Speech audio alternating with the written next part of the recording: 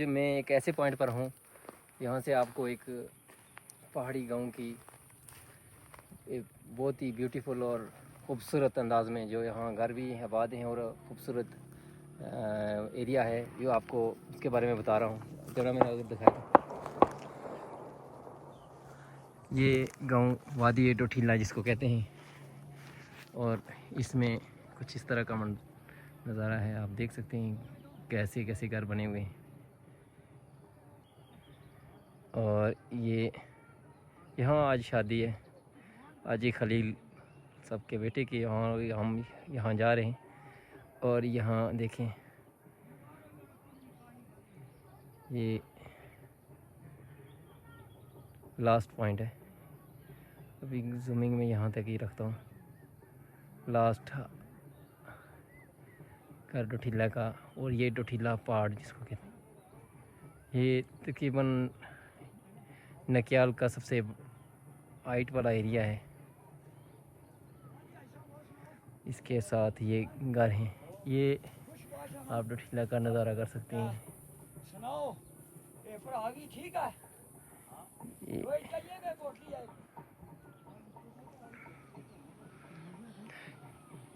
ये वादी डोठीला में बानिया गुजर और तनौली गुजर आबाद हैं।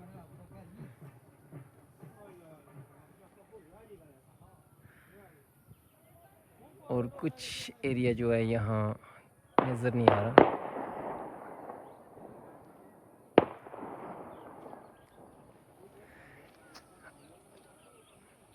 और इस घर में भी शादी है।